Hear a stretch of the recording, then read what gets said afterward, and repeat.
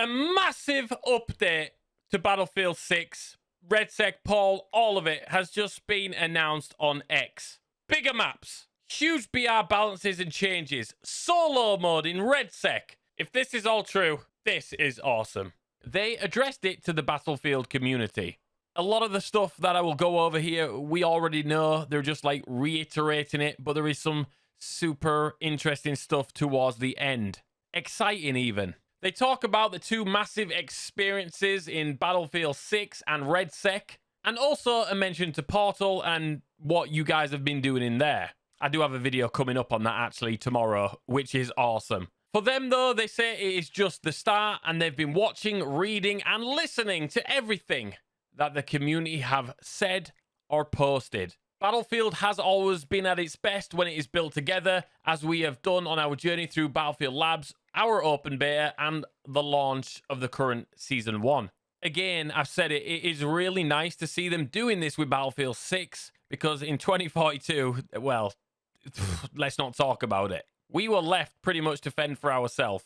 So let's talk about the California Resistance update, which arrives November the 18th. And with it, guys, comes Eastwood. Let me tell you, it is going to be the best map, hands down, in this game. It's got great replayability, and I had a blast playing it when I got to test it a little while back. The videos are on the channel. And speaking of maps, later on, we'll talk about that, because DICE, in fact, do talk about it, and it is the main reason I'm sat here recording this right now. There are some things that I will definitely skim over, like Casual Breakthrough, launched on November the 1st, and it did get a backlash. We all know that. Does anybody want it? Will anybody play it? Breakthrough is a really terrible mode in Battlefield 6. It is honestly so bad. And I love Breakthrough.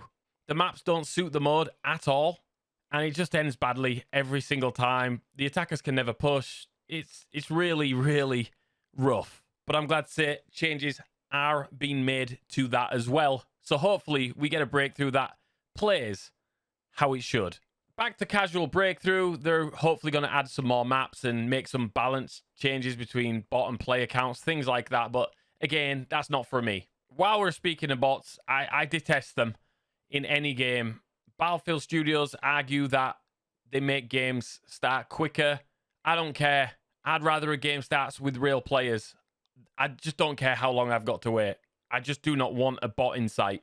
Several major issues were resolved in November the 11th quality of life update. We addressed behavior that allowed players to reach unintended areas. Yeah, we know this with the recon drone and the sledgehammer. It was fun for a little while, but, you know, they've addressed that. And while I think things like that do belong in Battlefield, also it can really make for some game-breaking situations on certain maps. Certain maps, it really is an exploit. And on other maps, like Liberation Peak, it would be absolutely fine. I'm one for fun, but not game-breaking fun. I'm going to try to get through this quickly. I could talk about each segment for like 30 minutes, but you ain't got 30 minutes, and I definitely do not. Things that are in active development, they go on to say the weapon dispersion, bloom fixes. They're continually looking at it. They're monitoring it based on our gameplay, data, and community feedback. I do hate that word data. I understand data kind of rules everything, right? But it is not gospel. And following data can lead you into big problems, as we've experienced in the past. Glad to say some lighting adjustments and visibility upgrades, because wow, were they needed. They've made improvements to soldier visibility, particularly when transitioning indoors, outdoors, indoors, outdoors. Oh, it was awful. Man, the amount of times that would get me killed.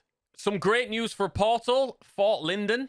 More segments of the map will be available to create community experiences. That's fantastic. There is some really good POIs that would make some good team deathmatch maps. I just hope that they bring fixes that we can actually start up servers, because I've started like one up, I believe, in 1 month, and I'm just clicking and it ain't starting. That needs to be addressed. I feel like Portal is an absolute wasted asset. It is probably the best asset that Battlefield 6 has. You've gave the community the tools, but it's just not been run right. That needs addressing ASAP. Aim assist adjustments. Oh man, I hate this one. Myself, I'm a mouse and keyboard player. Anytime there's a mention of aim assist, I just, I really freak out. I don't ever want to be in a situation like on Call of Duty Warzone. I just don't ever want to get close to that. But they've adjusted the aim assist to make aiming feel smoother and more predictable, helping players build stronger muscle memory. Tuning is now similar to the open beta experience. As a result, infantry aim assist and infantry aim assist slowdown have been reset to match the new values. So try the update before making changes. Note that the infantry aim assist zoom snap settings are only active in single player and portal experiences and not in multiplayer. That is all gibberish to me. I am bad on a controller.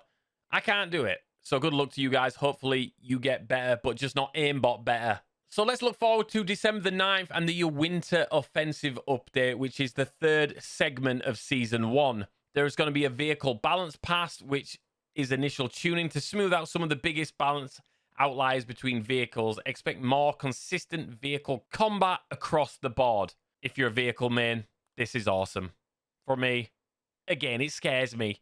But you know what? It's fine. They should handle as they are expected to. And for the little time that I've spent in jets, helicopters, they feel so robotic. It does not feel good at all.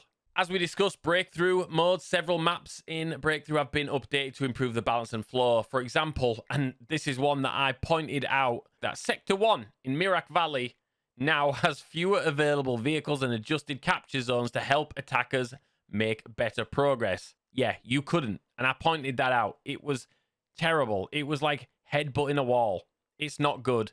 And it just makes you not want to play it. And this happens pretty much on all the maps. Whether the changes will actually allow the attackers to push forward and have a good game, I'm not sure. Maybe the map design just ain't it for Breakthrough. I'm just saying. I hope I'm wrong. But now we're coming up to the reason that I made this video, because let's be real, guys. I don't normally do this type of thing. You're used to watching me mess around, but this one is all about that. Map design and size. Yeah, huge, right? The current maps that we've got, when I'm playing multiplayer, whether it be on live stream or offline, I never know what to pick. They're not good. It is not a good set of vanilla maps for launch. It was bad. The ones that I actively choose between are Manhattan Bridge, Cairo, and Mirak Valley. Cairo and Manhattan Bridge because they feel polished and they kind of do what they say.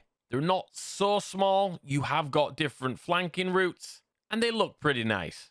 Mirak Valley because it's a sandbox-ish map, but it's pretty bad also. I wouldn't say there is a single 9 out of 10 map. You'd be struggling to get an 8. I may give Cairo and Manhattan Bridge like a 7.5 out of 10. Mirak Valley sitting around a 5, and the rest are, just forget about them. They're not me at all, and they're definitely not sandbox. So Battlefield go on to say that they have seen your comments about the map size and pacing. Battlefield is at its best when maps offer different ways to play and constant action around every corner. I agree, and I also disagree. Not every corner. No.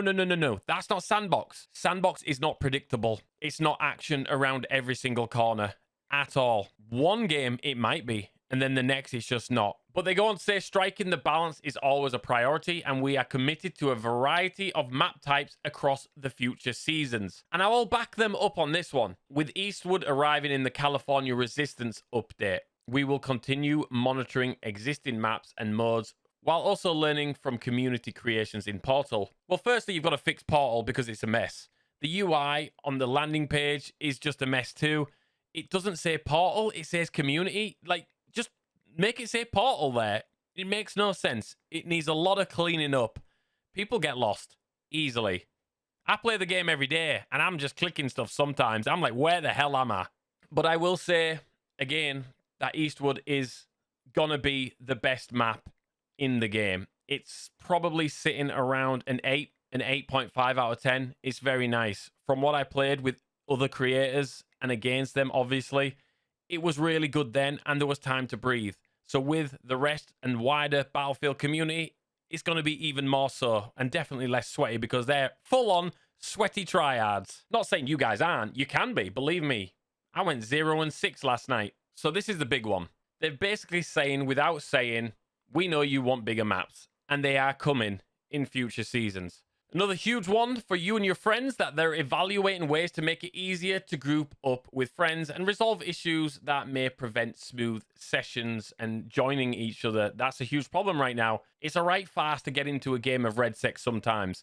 You've got to invite everybody, and then when the last player joins, quickly press search, because if you don't, it won't let you. Yeah, needs a fix quick. Oh man, I've just seen this one now. I'm not going to lie, I haven't really read it. I'm just winging this, but it says hit registration and netcode. We are investigating improvements to hit registration. This work is closely tied to potential updates around the time to death and time to kill consistency, as well as a bug such as someone dying behind cover. Oh, I feel like an idiot when I'm constantly complaining about, I'm round the corner, how's this guy killed me? But on his screen, I'm in a doorway. Bro shot me. But on my screen, there is no bullets. I'm already in cover, ready to re-engage, but I'm dead. It sucks, and it happens every single round. And it's frustrating. This is huge. Audio performance on RedSec and in the game in general, but they've labeled it as RedSec here. They've basically said that there are performance and memory issues that can occasionally cause sounds such as footsteps or vehicles not to play consistently on larger Battle Royale maps. So they're optimizing it, and it is underway. Battle Royale solo mode. Wow. That would be really good, because I don't always have a bunch of friends to play with. I'm sorry, I do not. Solo mode, but how do you balance that with tanks? But they are reviewing a solo mode pacing and the difficulty. Playing without a squad can feel punishing, and we want solo mode to remain a rewarding Battlefield experience. The problem is tanks. They don't want to remove the tanks because that's part of Battlefield, but how do you balance that in solo mode? There were some right end circles on Firestorm back in the day where it was a tank and a guy with a gun. It was really, really harsh. In my opinion, a solo mode would have to rely on tanks with fuel, limited ammo, no restock stations for vehicles. I'm not 100% sure. Yeah, that would be a problem, but solos is a must. Oh, here we go. Casual Battle Royale mode. We are investigating the potential for a more accessible Battle Royale mode that keeps the core intensity but allows for a relaxed playstyle. It's basically what Warzone did, where solos with bots, and by the end circle, you get into a fight with the last remaining real players, unless you got killed to a bot, which was very hard to do. Is it needed? I'm not 100% sure. All I see is so many modes, and all you're doing is splitting the community, the player base, into different modes, and maybe watering down the experience. They're looking at armor plating. Basically, it's too slow. If you use Assault, you can armor plate up quicker. But the rest of the classes, it takes at least 2 working days to put on one single plate. Maybe not no more. They're looking for changes. As we were speaking about tanks in the possible solo mode, also they are looking and exploring the possible adjustments to tanks in the quads and duos, and the placement within the BR matches, maybe make them more rarer. They end basically saying together and forward. We're just getting started, and there's more to come. Following the California Resistance update on November 18th, and then the Winter Offensive on December the 9th, with Season 2 launching in early 2026. Thank you for continuing to shape the future of Battlefield with us. We'll see you on the battlefield. Lots of love, the Battlefield team. What is your major take on that? What are you most excited about? From me, it is the possibility of the maps. Multiplayer is where I spend most of my time, and for me, it is not in a good place. I nearly downloaded Battlefield 2042 yesterday just because I wanted a bit of freedom. Anyway, if you liked the video, guys, please drop a like. I'm going to rush this out as quick as I can, so hopefully you're watching it now, and it is, in fact, live. And I will see you tomorrow for another video. Thank you for watching. Take care.